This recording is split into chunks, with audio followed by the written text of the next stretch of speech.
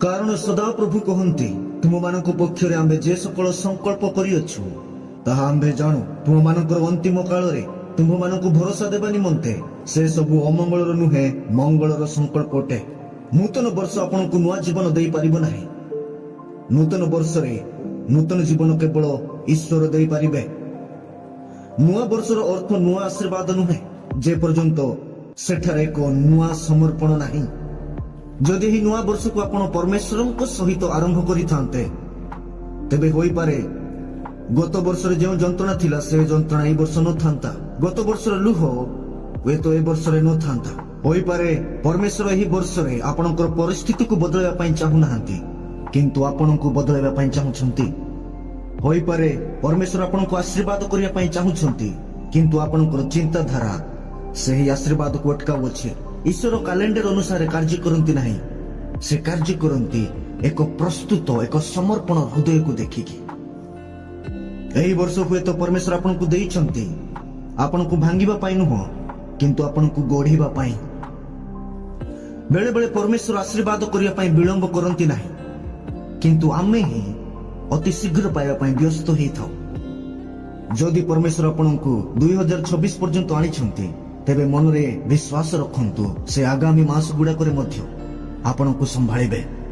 जो ईश्वर आज पर्यंत आपण को कोढ़ई आनिछंती से ईश्वर आसंता दिन मानकर मध्य आपण को कोढ़ई नेबे। तांको ठारे विश्वास रखंतु।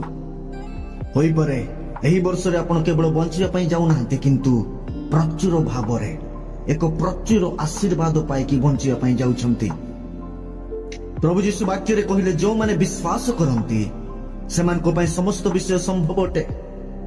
कोन आज आपण ही वाक्य द्वारा विश्वास करूछंती कि जे परमेश्वर आपण को जीवन रे आशीर्वाद रो कार्य करिया पई जाउछंती। मोर प्रभुकर लोक माने हमें वाक्य तो सुनी थाउ किंतु मन रे विश्वास करि न थाउ।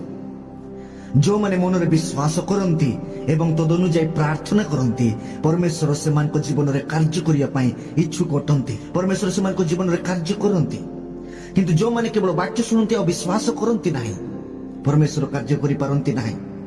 काहे कि ना विश्वास परमेश्वरଙ୍କର कार्य को आम मध्य रे नै कि आसी थाए। जते बेला हमें विश्वास करू सेते बेले शैतान उपाय शून्य रे पहुंची जाए। काहे कि ना जेबे भी हमें विश्वास करू अछु हमें परमेश्वरଙ୍କର आश्चर्य कार्य को आम मध्य रे आणु अछु। आज रही वाक्य समस्त को पाई नाही केवल केतेक नियुक्ति लोक मान को पाई हे वाक्य अटे। विशेषतः सही व्यक्ति को पाई जे गत वर्ष नीरव रे कांदी थिले, सही व्यक्ति को पाई जे प्रार्थना करथिले किंतु कौनसी उत्तर देखि पारि नथिले, सही व्यक्ति को पाई जे थकी जाइछंती किंतु एबे भी ईश्वर को ठारे विश्वास रखिछंती। आ परमेश्वर कहउछंती मो ठारे योजना अछि एक सुंदर योजना नष्ट करिया पाई नाही, निराश करिया पाई नाही, दुख देवा पाई नाही किंतु एक आशा देवा पाई, एक सुंदर भविष्य देवा पाई, एक आश्चर्यर साक्ष्य देवा पाई। आम जीवन में अनेक दुख रही अछि। विगत वर्ष गुड़ाक आमे अनेक रोग दुख समस्या एवं आर्थिक अभावर समस्या गुड़ाक आमे सामना कलु किंतु एही वर्ष पाई परमेश्वर हुए तो आपन को कहउछंती जे मो ठारे विश्वास रख, मो आड़े ऊर्ध्व दृष्टि कर, मो ठारे आशा रख, प्रार्थना कर, मु उपाय खोलिबी, मु रास्ता खोलिबी, मु एक सुंदर भविष्य देबी, मु योजना रखी अछि सही योजना रे तुमको नहीं जीबी। जदि तुमे मो ठारे समर्पण करिवो, जदि तुमे मो सहित रहिबो, जदि मो सहित चलिबो, जदि मते तुमरो कार्य को तुमरो जीवन को तुमरो परिवार को मते स्वागत करिवो। मोर प्रिय प्रभुकर लोक आपन को पाई परमेश्वर को ठारे योजना अछि। जहा किछि भी हेई अछि आ जहा किछि भी हेबा पाई जाउ अछि से सब विषय आपन को ईश्वरଙ୍କର लक्ष्य स्थल को नै कि जाउ अछि। मु एथि पय आपन को कहउछि कारण फिलिपियो 3 अध्याय 12 पदर 14 पदर ईश्वर कहउछंती अतीत को न चाहिकी भविष्यत को चाहिकी भविष्यत आड़े गति करिया पय परमेश्वर कहउछंती। आ प्रेरित पाउल एठारे कहउछंती ख्रीष्ट जीसु जे लक्ष्य पाई मते निजर करिछंती ताहा हासिल करिया पय मु आगो को बढ़ु अछि। मु भाबु नै जे मु एहा को पाई सारी अछि किंतु मु गोटे काम करे जहा पछरे रही जाई अछि ताहा को भूली जाई मु आगो को थिबा लक्ष्य आड़ो को अग्रसर हुए। ईश्वर ख्रीष्ट जीसु को जरिया रे मते जे स्वर्गीय पुरस्कार पाई डाकी छंती ताहा पाइबा पाई मु लक्ष्य स्थल आड़ो को दौड़ू अछि। आउ ठीक आपन को पाई मध्य परमेश्वर सही लक्ष्य स्थल आड़ो को परमेश्वर आपन को नेकी जाउछंती। ହୁଏତ ଆପଣଙ୍କର ପରିସ୍ଥିତି ଖରାପ ଥିବ, ହୁଏତ ଆପଣ ଯେ ପ୍ରକାର ଭାବିଥିଲେ ସେହି ପ୍ରକାର ଆପଣଙ୍କର ଜୀବନରେ ଆପଣ କିଛି ଦେଖିପାରୁନାହାନ୍ତି। ହୁଏତ ଆପଣ ଅନେକ ସ୍ୱପ୍ନ ଦେଖିଥିଲେ ଏବଂ ଅନେକ ବିଷୟ କଳ୍ପନା କରିଥିଲେ, ଆଉ ସେ ବିଷୟ ଗୁଡାକ ହେଇପାରି ନାହିଁ ଆଜି ଯାଏ। ତଥାପି ପରମେଶ୍ୱର ଆଜି ଆପଣଙ୍କୁ କହୁଛନ୍ତି ଯେ ମୁଁ ତମକୁ ସେହି ଲକ୍ଷ୍ୟ ସ୍ଥଳକୁ ନେଇକି ଯାଉଅଛି, ଏକ ସୁନ୍ଦର ଭବିଷ୍ୟତରେ ନେଇକି ଯାଉଅଛି, ଏକ ଆଶୀର୍ବାଦର ଜୀବନ ଦେବା ପାଇଁ ଯାଉଅଛି। ମୋର ପ୍ରଭୁଙ୍କର ଲୋକ, କଣ ଆପଣ ଈଶ୍ୱରଙ୍କ ବାକ୍ୟରେ ଭରସା ରଖି ବିଶ୍ୱାସ ରଖି ପ୍ରାର୍ଥନା କରିବେ କି?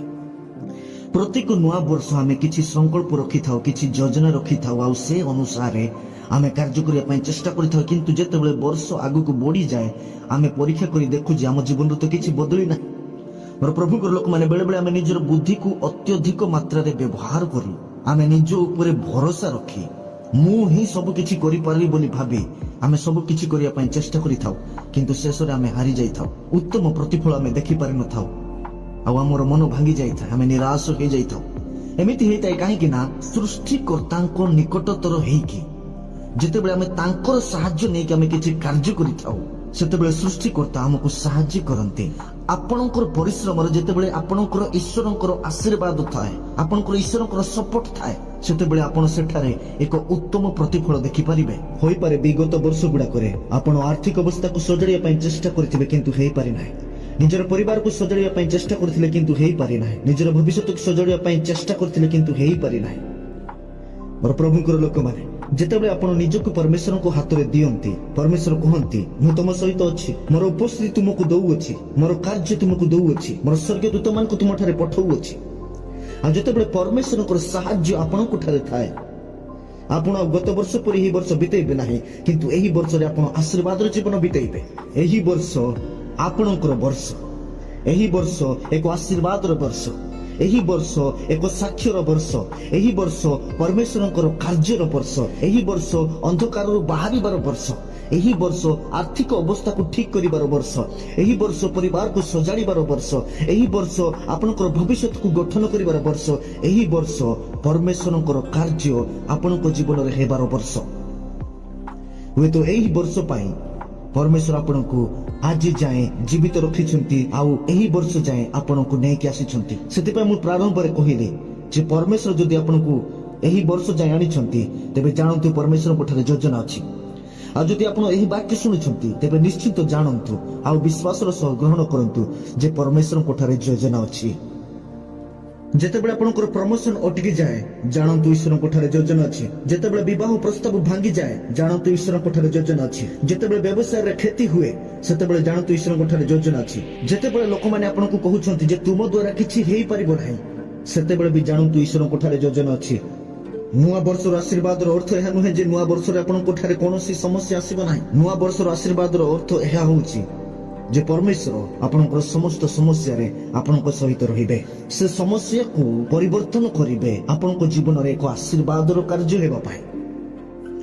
ଆପଣମାନଙ୍କ ମଧ୍ୟରେ କେତେକ ଲୋକଙ୍କୁ ପରମେଶ୍ୱର ବିଶେଷ ଆଶୀର୍ବାଦ ଦେଇଛନ୍ତି, କେତେକ ବିଶେଷ ବରଦାନ ଦେଇଛନ୍ତି, ଏକ ବିଶେଷ ଟ୍ୟାଲେଣ୍ଟ ଦେଇଛନ୍ତି, ଏକ ବିଶେଷ ବୁଦ୍ଧି ଦେଇଛନ୍ତି, କିନ୍ତୁ କେତେକ ଲୋକମାନେ ସେହି ଆଡକୁ ଗତି କରିପାରୁନାହାନ୍ତି କେବଳ ନିଜର ଏକ ଲିମିଟ ଭାବନା ପାଇଁ। ଲୋକମାନେ କଣ ଭାବୁଛନ୍ତି ସେ ଅନୁସାରେ କାର୍ଯ୍ୟ କରିବା ପାଇଁ ବନ୍ଦ କରନ୍ତୁ। ଆପଣ ଜାଣିଛନ୍ତି ଯେ ଆଜି ଆପଣ ଯୋଉ ଅବସ୍ଥାରେ ଅଛନ୍ତି, ସେ ଅବସ୍ଥାରେ ଆପଣ ରହିବା ଲୋକ ନାହାନ୍ତି। ପରମେଶ୍ୱର ଆପଣଙ୍କୁ ଏକ ସୁନ୍ଦର ସ୍ୱପ୍ନ ଦେଇଛନ୍ତି, ସୁନ୍ଦର ଯୋଜନା ଦେଇଛନ୍ତି, ଏକ ସୁନ୍ଦର ଭବିଷ୍ୟତର ଏକ ପିକ୍ଚର ଆପଣଙ୍କ ମନରେ ରଖିଛନ୍ତି। ଆପଣ ତାହା କେବେ ଆରମ୍ଭ କରିବା ପାଇଁ ଯାଉଛନ୍ତି? ଆପଣ ହୁଏତ ଭାବି ପାରନ୍ତି ଯେ ମୋ ଠାରେ ଏତେ ସକ୍ଷମ ନାହିଁ ଆରମ୍ଭ କରିବା ପାଇଁ, କିମ୍ବା ମୁଁ ମାନସିକ ଭାବେ ପ୍ରସ୍ତୁତ ନୁହଁ ଆରମ୍ଭ କରିବା ପାଇଁ। ସେହି ବିଜନେସକୁ ଆରମ୍ଭ କରିବା ପାଇଁ ମୁଁ ମାନସିକ ଭାବରେ ପ୍ରସ୍ତୁତ ନୁହଁ। ବିଜନେସ ପାଇଁ ହଉ, କିମ୍ବା ଚାକିରି ପାଇଁ ହଉ, କିମ୍ବା ଭବିଷ୍ୟତ ପାଇଁ ହଉ, କିମ୍ବା ନିଜର ପରିବାର ପାଇଁ ହଉ, କିମ୍ବା ଆପଣଙ୍କର ବ୍ୟକ୍ତିଗତ ଜୀବନ ପାଇଁ ହଉ, ଯାହା କିଛି ବି ପରମେଶ୍ୱର ଆପଣଙ୍କ ମନରେ ଦେଇଛନ୍ତି କାର୍ଯ୍ୟ କରିବା ପାଇଁ, ସେ କାର୍ଯ୍ୟ ପାଇଁ ପରମେଶ୍ୱର ଆଜି ଆପଣଙ୍କୁ କହୁଛନ୍ତି ବିଶ୍ୱାସର ସହ ଆରମ୍ଭ କର। ପରମେଶ୍ୱର ଆପଣଙ୍କୁ କହୁଛନ୍ତି ବିଶ୍ୱାସର ସହ ଆରମ୍ଭ କର। ମୋର ପ୍ରଭୁଙ୍କର ଲୋକମାନେ, ଆଜିର ବାକ୍ୟରେ ଯଦି ଆପଣ ସବୁ କିଛି ଭୁଲି ଯାଉଛନ୍ତି, କିଛି ଅସୁବିଧା ନାହିଁ, ଚଳିବ, କିନ୍ତୁ କେବଳ ଗୋଟିଏ ସେଣ୍ଟେନ୍ସ ମନେ ରଖନ୍ତୁ ଯେ ଏହି ନୂଆ ବର୍ଷକୁ ଆଶୀର୍ବାଦ କରିବା ପାଇଁ ପରମେଶ୍ୱର ଆପଣଙ୍କୁ କହୁଛନ୍ତି ଷ୍ଟାର୍ଟ ୱିଥ୍ ଫେଥ୍, ବିଶ୍ୱାସର ସହିତ ଆରମ୍ଭ କର। ସେହି ଯୋଜନାକୁ, ସେହି ଦର୍ଶନକୁ, ସେହି ସ୍ୱପ୍ନକୁ, ସେହି ଲକ୍ଷ୍ୟକୁ ବିଶ୍ୱାସର ସହିତ ଆରମ୍ଭ କର। ସେଇ ବିଜନେସ୍, ସେ ଚାକିରି, ସେ ସୁନ୍ଦର ଭବିଷ୍ୟତ, ସେ ସୁନ୍ଦର ପରିବାରର ଗଠନ, ଯାହା କିଛି ବି ପରମେଶ୍ୱର ଆପଣଙ୍କ ମନରେ ରଖିଛନ୍ତି, ବିଶ୍ୱାସର ସହ ଆରମ୍ଭ କରନ୍ତୁ। ଏବେ ବି ଆପଣ ଭାବୁଥିବେ ଯେ ତଥାପି ଯାହା ମୁଁ ଭାବୁଅଛି ତାହା କରିବା ପାଇଁ କଷ୍ଟ, ମୁଁ ଆରମ୍ଭ କରିପାରିବି ନାହିଁ। ଯାହା ଆପଣ କରିବା ପାଇଁ ଯାଉଛନ୍ତି ତାହା କେବଳ ଆପଣ କରିବା ପାଇଁ ଯାଉନାହାନ୍ତି, ତାହା କେବଳ ଆପଣଙ୍କ ପରିଶ୍ରମରେ ହିଁ ସବୁ ବିଷୟ ହେବ ବୋଲି ଭାବନ୍ତୁ ନାହିଁ। ଈଶ୍ୱର ଆପଣଙ୍କ ସହିତ ଅଛନ୍ତି। ପରମେଶ୍ୱରଙ୍କର ସାହାଯ୍ୟକୁ ମାଗିବାକୁ ହେବ, ପରମେଶ୍ୱରଙ୍କର ସହାୟତାକୁ ମାଗିବାକୁ ହେବ, ପରମେଶ୍ୱରଙ୍କର ଉପସ୍ଥିତିକୁ ମାଗିବାକୁ ହେବ, ପରମେଶ୍ୱରଙ୍କର ବୁଦ୍ଧିକୁ ମାଗିବାକୁ ହେବ, ପରମେଶ୍ୱରଙ୍କର ପରିଚାଳନାକୁ ମାଗିବାକୁ ହେବ। ଆଉ ପରମେଶ୍ୱର କହୁଛନ୍ତି ଯେ ମୁଁ ତୁମ ସହିତ ଅଛି। ଆରମ୍ଭ କର ବିଶ୍ୱାସର ସହ। ଯେତେବେଳେ ଆମେ ବିଶ୍ୱାସ କରୁ, ପରମେଶ୍ୱର କାର୍ଯ୍ୟ କରିବା ପାଇଁ ବାଧ୍ୟ ହୁଅନ୍ତି। ଯେତେବେଳେ ଆମେ ବିଶ୍ୱାସ କରୁ, ଶୈତାନ ଆପଣଙ୍କ ସାମ୍ନାରେ ଆଣ୍ଠୁ ପୋତି ଦିଏ ଆଉ କୁହେ ଏବେ ଆଉ ମୁଁ କିଛି କରିପାରିବି ନାହିଁ। ଯେତେବେଳେ ଆମେ ବିଶ୍ୱାସ କରୁ, ଆମେ ବଡ଼ କାର୍ଯ୍ୟ ଦେଖିଥାଉ, ଆମ ଜୀବନର ସାକ୍ଷ୍ୟ ଆସିଥାଏ। ବିଶ୍ୱାସର ସହ ଆରମ୍ଭ କରନ୍ତୁ। ଶତ୍ରୁ ଶୟତାନ ଆପଣଙ୍କୁ ବାନ୍ଧିକି ରଖୁଅଛି। ଶତ୍ରୁ ଶୟତାନ ଚାହୁଁଅଛି ଯେ ବିଗତ ବର୍ଷ ଗୁଡାକରେ ଆପଣଙ୍କର ଜୀବନ କି ପ୍ରକାର ଖରାପ ଥିଲା, ସେଠାରେ ହିଁ ଆପଣ ରୁହନ୍ତୁ। ଶୈତାନ ଚାହୁଁନାହିଁ ଯେ ଆପଣ ସେଠାରେ ବାହାରିକି ଆସନ୍ତୁ। ମୋର ପ୍ରଭୁଙ୍କର ଲୋକମାନେ, ଏହି ବର୍ଷ ଆପଣଙ୍କର ବର୍ଷ। ଏହି ବର୍ଷ ସେ ବନ୍ଧନକୁ ଭାଙ୍ଗିବାର ବର୍ଷ, ଏହି ବର୍ଷ ସେହି ଅନ୍ଧକାରରୁ ବାହାରିବାର ବର୍ଷ, ଏହି ବର୍ଷ ଆର୍ଥିକ ଅସୁବିଧାରୁ ବାହାରିବାର ବର୍ଷ, ଏହି ବର୍ଷ ଏକ ସୁନ୍ଦର ଭବିଷ୍ୟତ ଆଡକୁ ଗତି କରିବାର ବର୍ଷ, ଏହି ବର୍ଷ ଈଶ୍ୱରଙ୍କର ବର୍ଷ, ଯେଉଁ ବର୍ଷରେ ପରମେଶ୍ୱର ଆପଣଙ୍କୁ ଆଶୀର୍ବାଦ କରିବା ପାଇଁ ଯାଉଛନ୍ତି। ଆପଣଙ୍କର ଭାଗ ଆପଣ କରନ୍ତୁ, ଆଉ ପରମେଶ୍ୱର ତାଙ୍କର ଭାଗ କରିବେ। ମୋର ପ୍ରଭୁଙ୍କର ଲୋକମାନେ, କଣ ହେବ ଯଦି ଏହି ବର୍ଷ ଆପଣଙ୍କ ଜୀବନର ଶେଷ ବର୍ଷ? ମୁଁ ଏହା କହିବା ପାଇଁ ଚାହୁଁନାହିଁ, କିନ୍ତୁ ବାକ୍ୟ ପାଇଁ ମୁଁ ଆପଣମାନଙ୍କୁ ଏହା କହିବା ପାଇଁ ଚାହୁଁ ଯେ ହୋଇପାରେ ଏହି ବର୍ଷ ଆପଣଙ୍କର ଶେଷ ବର୍ଷ, ଯୋଉ ବର୍ଷରେ ପରମେଶ୍ୱର ହୁଏତ ଆପଣଙ୍କ ଦ୍ୱାରା ଏକ ବହୁତ ବଡ଼ କାର୍ଯ୍ୟ କରିବା ପାଇଁ ଯାଉଛନ୍ତି। ହୋଇପାରେ ପରମେଶ୍ୱର ଆପଣଙ୍କୁ ଏକ ଏମିତି ରାସ୍ତା ଆଡ଼କୁ ଗତି କରିବା ପାଇଁ ଚାହୁଁଛନ୍ତି ଯେଉଁଠାରେ ଯିବା ପାଇଁ ହିଁ ଆପଣ ଏହି ପୃଥିବୀକୁ ଆସିଥିଲେ। ହୁଏତ ଆପଣଙ୍କ ଜୀବନରେ ସମ୍ପୂର୍ଣ୍ଣ ଭାବରେ ଏକ ବହୁତ ବଡ଼ ପରିବର୍ତ୍ତନ ଆସିବା ପାଇଁ ଯାଉଅଛି, ଯୋଉ ପରିବର୍ତ୍ତନ ଅର୍ଥ ଏକ ନୂଆ ରାସ୍ତାକୁ ଗତି କରିବା, ଏକ ନୂଆ ଜୀବନ ଗଠନ କରିବା, ସେହି ଅନ୍ଧକାରରୁ ବାହାରି ଆସିବା, ସେହି ଶୈତାନର କବଳରୁ ବାହାରି ଆସିବା, ଈଶ୍ୱରଙ୍କର ହାତରେ ସମର୍ପଣ ହୋଇ ଏକ ନୂତନ ଭବିଷ୍ୟତ ଆଡ଼କୁ ଗତି କରିବା। କଣ କରିବେ ମୋର ପ୍ରଭୁଙ୍କର ଲୋକମାନେ, ଯଦି ଆଜି ଗୋଟିଏ ସ୍ୱର୍ଗଦୂତ ଆପଣଙ୍କୁ କହିବ ଏହି ବର୍ଷ ଆପଣଙ୍କର ଶେଷ ବର୍ଷ? ପରମେଶ୍ୱର କହୁଛନ୍ତି ମୁଁ ଆଉ ଗୋଟିଏ ବର୍ଷ ତୁମକୁ ଦଉଛି। ସବୁକିଛି ବଦଳାଅ, ସବୁକିଛି ପରିବର୍ତ୍ତନ କର, ସବୁ ବିଷୟକୁ ସଜାଡ଼, ସବୁ ବିଷୟକୁ ଉପଭୋଗ କର ଏବଂ ମୋ ସହିତ ଚାଲ, ଅନନ୍ତ ଜୀବନର ପଥେ ଚାଲ। ଆପଣଙ୍କୁ ପରମେଶ୍ୱର ଏହି ଆଉ ଗୋଟିଏ ବର୍ଷ ଦେଇଛନ୍ତି। ଏହାକୁ ସୁଯୋଗ ଭାବିକି, ଏହାକୁ ଏକ ଅପରଚ୍ୟୁନିଟି ଭାବିକି ନିଜ ଜୀବନରେ ଅନେକ ବିଷୟ ବଦଳାନ୍ତୁ, ଆଉ ପରମେଶ୍ୱରଙ୍କର ସାହାଯ୍ୟ ନେଇକି ଏକ ଉତ୍ତମ ଭବିଷ୍ୟତ ଆଡ଼କୁ ଗତି କରନ୍ତୁ।